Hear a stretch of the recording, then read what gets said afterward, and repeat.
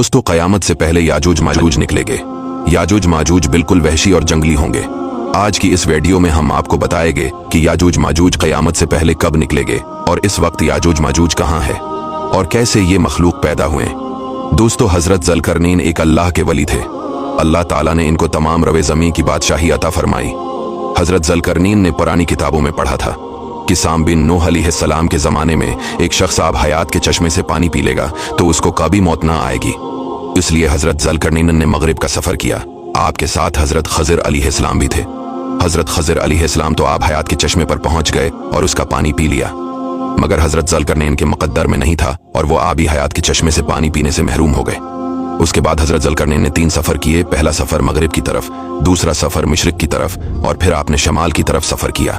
यहाँ तक कि 2 पहाड़ों के दरमियान में पहुंचे तो वहाँ की आबादी की एक अजीब ज़बान थी जिन लोगों के साथ इशारों से बात की जा सकती थी।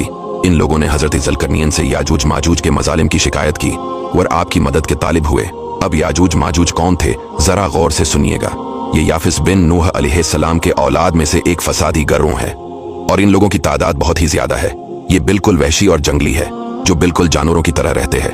बाहर के मौसम में ये लोग अपनी गारों से निकलकर ये लोग तमाम खतियां और सब्जियां खा जाते थे। आदमियों और जंगली जानवरों, यहाँ तक कि सांपों और बड़े बड़े जानवरों को खा जाते थे। हजरत ज़ुल्करनैन से वहां के लोगों ने फरियाद की कि आप हमें याजूज माजूज के शर और इनकी इन तकलीफों से हमें नजात दिलाए, और इस काम के बदले में इन लोगों ने कुछ माल की भी पेशकश की। हजरत ज़ुल्करनैन ने फरमाया, मुझे तुम्हारे माल की जरूरत नहीं, अल्लाह ने मुझे बहुत कुछ दे रखा है। अब ऐसा करो कि तुम लोग जिस्मानी मेहनत से मेरी मदद करो। चनाची आपने दोनों पहाड़ों के दरमियान बुनियाद खदवाई। जब पानी निकल आया तो इस पर पिघलाए हुए तांबे के गारे से पत्थर जमाए गए और लोहे के तख्ते नीचे ऊपर चनकर उनके दरमियान लकड़ी और कोयला भरवा दिया और उसमें आग लगवा दी। इस तरह यह दीवार पहाड़ की बुलंदी तक ऊंची कर दी गई। फिर पिघलाया हुआ तांबा दीवार में पिलाया गया, जो सब मिलकर बहुत ही मजबूत दीवार बन गई। अब उस कौम और याजूज माजूज के दरमियान एक दीवार खड़ी कर दी गई। ये वाकया सूरह कैफ में मौजूद है।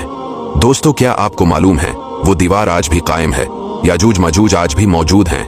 हजारों साल इस वाकया को गुजर चुके हैं। हदीस पाक में आता है, याजूज माजूज रोजाना इस दीवार को तोड़ते हैं। तो इनमें से कोई कहता है, अब चलो बाकी कल को तोड़ते हैं। दूसरे दिन जब वो लोग आते हैं तो खुदा के हुक्म से वो दीवार पहले से भी ज्यादा मजबूत हो जाती है।